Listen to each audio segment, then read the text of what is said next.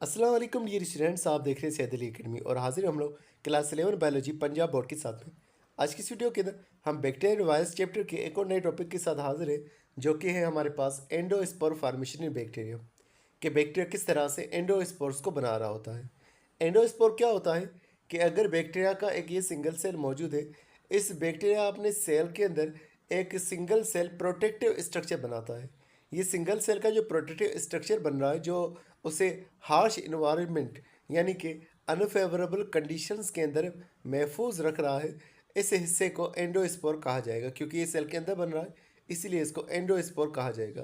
तो जब ज़्यादा देर तक हार्श कंडीशंस हो, मतलब कि ऐसे कंडीशंस जब उनके पास खाना प्रॉपर ना मौजूद हो, खाने की कमी हो, अगर बैक्टीरिया बढ़ते रहेंगे तो खाने की कमी की वजह से उनका मरना तय है। इसी तरह से पानी की कमी हो, या फिर जो है अगर टेम्परेचर सही मौजूद नहीं है, तो उस सूरत के अंदर बैक्टीरिया अपने आप को सर्वाइव करने के लिए एक रेस्टिंग स्टेज के अंदर चली जाती है, एक रेस्टिंग जो है स्ट्रक्चर बना लेती है, जिसे एंडोस्पोर कहा जाता है, जो कि दरअसल मेटाबॉलिकली इनएक्टिव होता है। इसके अंदर बहुत कम पानी मौजूद होता है, साइटोप्लाज्म बहुत कम होता है। इस वजह से मेटाबॉलिज्म के रिएक्शन इसके अंदर नहीं हो पाते। तो ये डोरमेंट यानी कि इनएक्टिव मौजूद रहता है, इसके अंदर एक्टिविटीज़ नहीं हो रही होती, और इसकी कवरिंग जो है वो थिक वाल्ड वाली होती है, जो इसे महफूज रखने का काम करती है। जिस प्रोसेस के अंदर बैक्टीरिया अपने अंदर एंडोस्पोर्स बना रहा है, इस प्रोसेस को स्पोरुलेशन कहा जाएगा। अब हम इस पैराग्राफ के ज़रिए से, अपनी बनाई हुई कुछ ड्राइंग्स के ज़रिए से और नीचे दी हुई कुछ तस्वीरों के ज़रिए से इस पूरे टॉपिक को समझेंगे कि जब बैक्टीरिया के पास अनफेवरेबल कंडीशन हो, वही बात कि जब टेम्परेचर प्रॉपर मौजूद ना हो या मिसाल के तौर पर खाने वगैरह की कमी हो, तो बैक्टीरिया ये प्रोसेस करेगा। इस प्रोसेस के दौरान पहली चीज़ जो होगी कि अगर ये बैक्टीरिया का एक सेल मौजूद है, वो अपने सेल में मौजूद डीएनए को डबल कर लेगा। तो डीएनए की रेप्लिकेशन हो जाएगी, मतलब कि अगर एक डीएनए ये मौजूद है तो दूसरा डीएनए यहाँ पर आ जाएगा। तो बैक्टीरिया अपने डीएनए को डबल कर देगा, डीएनए को रेप्लिकेट कर लेगा, और फिर यहाँ पर साइटोकाइनेसिस हमें देखने को मिलेगी। मतलब कि ये वाला सेल का टुकड़ा अलग हो जाएगा और ये टुकड़ा अलग हो जाएगा। तो बैक्टीरिया की ये जो सेल वाल होगी, इस सेल वाल के अंदर हमें इस तरह से दो अनइक्वल, दो असिमेट्रिकल जो है सेल्स देखने को मिलेंगे। एक ये बड़ा सेल होगा और दूसरा ये छोटा सेल मौजूद होगा। तो यही बात लिखी हुई कि जब रेप्लिकेशन हो जाएगी, उसके बाद सेल मेम्ब्रेन जो है वो आइसोलेट कर देगी नए डीएनए को, और साथ में छोटा सा हिस्सा साइटोप्लाज्म का जो है वो भी अलग हो चुका होगा। यहाँ पर भी दिखाया हुआ है कि सेप्टम जो है वो अलग कर रही है नई डीएनए को। ये सेप्टम क्या है, ये दीवार किस चीज़ की बनी हुई है?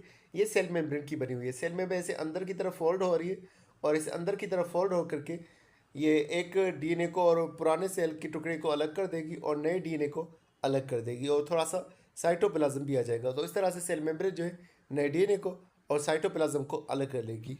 तो हमें मालूम है कि नया डीएनए एक सेल मेम्ब्रेन के जरिए से अलग हो चुका है। एक और सेल मेम्ब्रेन जो है वो उस नए डीएनए और सेप्टम के बाहर जो है ग्रो हो जाएगी। आप ऐसे समझ लें कि ये जो सेल मेम्ब्रेन मौजूद है, ये इस तरह से अंदर की तरफ हो जाएगी, और ये वाला हिस्सा ऐसे अंदर की तरफ आ जाएगा। जब ये वाला हिस्सा ऐसे अंदर की तरफ आएगा, ये इसे इनगल्फ कर लेगा, यानी कि इसको खा लेगा। तो इस तरह से इस स्ट्रक्चर के बाहर हमें अब दो सेल मेम्ब्रेन नज़र आ रही होंगी। इस तरह से हमें दो सेल मेम्ब्रेन नज़र आ रही हैं। फिर क्या होगा कि इस सेल मेम्ब्रेन के दरमियान में जो दो लेयर्स मौजूद हैं, इन दो लेयर्स के दरमियान में एक सेल वाल का स्ट्रक्चर ये ग्रो कर लेंगे। पहले तो हमें डबल मेम्ब्रेन नज़र आ रही है, और फिर इन दो मेम्ब्रेन्स के बीच के अंदर ये सेल वाल के स्ट्रक्चर को बना लेंगे। यहाँ पर भी बात लिखी हुई है कि एक पेप्टाइडोग्लाइकिन की लेयर यानी कि जो सेल वाल है, वो उन दो मेम्ब्रेन्स के दरमियान में जो है ग्रो कर जाती है, जो कि फिर साइटोप्लाज्म और डीएनए को अलग अलग कर रही होगी। ना सिर्फ पेप्टाइडोग्लाइकिन की एक लेयर डेवलप होती है, पर स्पोर का कवर जो है वो भी डेवलप हो रहा होता है, जिसे कोटेक्स कहा जाता है। तो प्रोटेक्टिव स्ट्रक्चर यानी कि एंडोस्पोर की तो डेवलपमेंट हो रही है। अब उस पुराने सेल के साथ में, जिसे हम मदर सेल कहें या वेजिटेटिव सेल कहें, उसके साथ क्या होगा? उसका डीएनए जो है वो ख़त्म हो जाएगा, और उसके अलावा उसका जो सेल है वो भी ख़त्म होता रहेगा, उसमें से वाटर लॉस होगा, वो डिहाइड्रेशन में चला जाएगा। अब हमेशा ये एंडोस्पोर उस सेल के अंदर मौजूद नहीं रहेगा। वेजिटेटिव सेल जो है वो ब्रेक डाउन हो जाएगा, और एंडोस्पोर जो है वो बाहर रिलीज हो जाएगा। एंडोस्पोर जो है एक लंबे टाइम के लिए डोरमेंट रहेगा, इनएक्टिव रहेगा, जब तक कि फेवरेबल कंडीशंस वापस हासिल नहीं हो जाती। जब फेवरेबल कंडीशंस आएंगी तो एंडोस्पोर जर्मिनेट होगा। एंडोस्पोर का वापस बैक्टीरिया में कन्वर्ट हो जाना, इसे एंडोस्पोर जर्मिनेशन कहा जाएगा।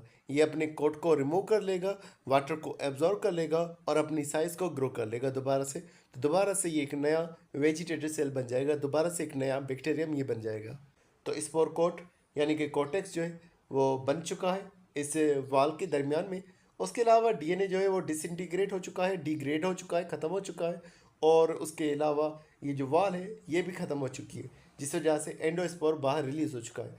अब ये सेल पूरा का पूरा अब ख़त्म हो चुका है। अब इस स्ट्रक्चर ने ही जो है सर्वाइव करना है आगे। तो एंडोस्पोर रिलीज हो चुका। अब दोबारा से अगर कंडीशंस बहाल हो गई, वाटर एब्जॉर्ब हो गया, तो उस कंडीशंस के नतीजे के अंदर ये अपनी वॉल को ब्रेक करके अपने आप को दोबारा से ग्रो कर लेगा और वेजिटेटिव सेल में बदल जाएगा। तो ये स्टूडेंट्स आज के लिए बस इतना ही था। उम्मीद करता हूँ वीडियो आपको पसंद आई होगी।